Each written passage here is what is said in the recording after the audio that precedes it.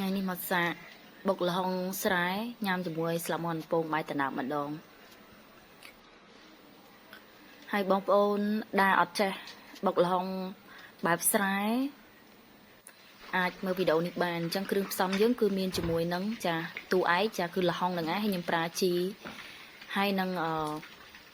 ត្រីឆ្អើរខ្ញុំប្រើត្រីកញ្ចុះព្រោះខ្ញុំអត់បានទិញត្រីរៀលបានទេអញ្ចឹងហើយនឹងប្រហុកសណ្តែកដីកាសាំងម្ទេសខ្ទឹមសហើយក្រូចឆ្មាហ្នឹងខ្ញុំគ្រាន់តែដាក់បន្ថែមឲ្យបើសិនជាវាស្ទើរជូរអញ្ចឹងណាព្រោះខ្ញុំមានកាសាំងតែមួយផ្លែchứខ្ញុំខ្លាចវាអត់ជូរអញ្ចឹងដំបូងគឺល្ហុងហ្នឹងយកបានឈូសទេគឺយើងសាប់វាឲ្យខ្លីៗយើងក្រាស់បន្តិចមិនណាមិនបាច់ស្ដើងពេកទេអញ្ចឹងក្បិតមុខពីរយើងហ្នឹងគឺយើងយកអាមុខរៀងក្រាស់មក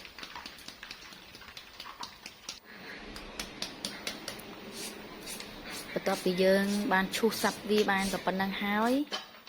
យើងមកធ្វើការបុកគ្រឿងយើងតែម្ដងអញ្ចឹងជាដំបូងគឺខ្ញុំបុកជាមួយត្រីឆ្អើរមុនព្រោះត្រីឆ្អើរវាអត់ងាយម៉ត់ទេ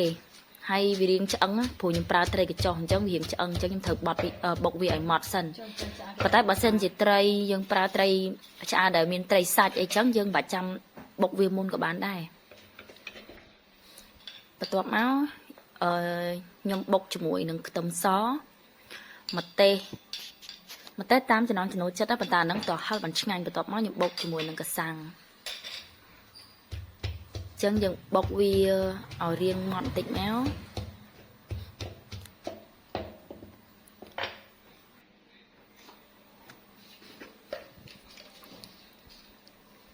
ហើយខ្ញុំចាប់ផ្ដើម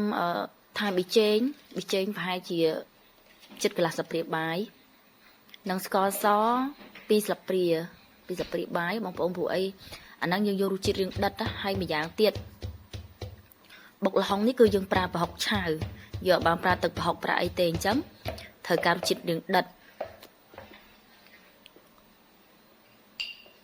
ហើយបន្ទាប់មកខ្ញុំដាក់ប្រហុកឆៅហ្នឹងប្រហែល1ស្លាបព្រាបាយនិងសណ្តែកដីហ្នឹងប្រហែលជា1ក្តាប់អីនឹងឯងអញ្ចឹងយើងបុកវារៀងម៉ត់តិចមក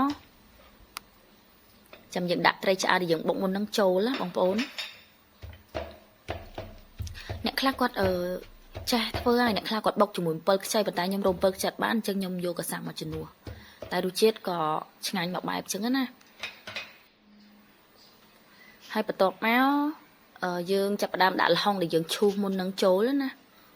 ចាហើយល្ហុងបងប្អូនបើសិនជាបងប្អូនចង់ឲ្យល្ហុងយើងស្រួយល្អយើងអាចឈូសហើយយើងលាងទឹកវាមួយសាទៀតក៏បានដែរអាហ្នឹងល្ហុងយើងស្រួយល្អហ្មងប៉ុន្តែនេះល្ហុងខ្ញុំបានលាងទឹកទេដោយសារតែល្ហុងខ្ញុំ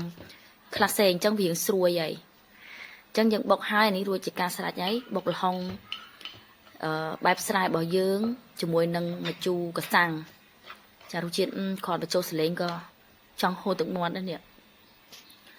អញ្ចឹងមើលទៅតំណងឲ្យបងប្អូនហើយយើងចាប់ផ្ដើមរៀបចំមកចាយើងដាក់មានបន្លែមានអីចឹងណាមានជីមានអីចឹងទៅហើយផ្លូវមាន់ពងហ្នឹងគឺខ្ញុំកំពុងលាយម្សៅហើយផ្លូវមាន់ពងចង់មើលនៅវីដេអូក្រោយណាចាអរគុណ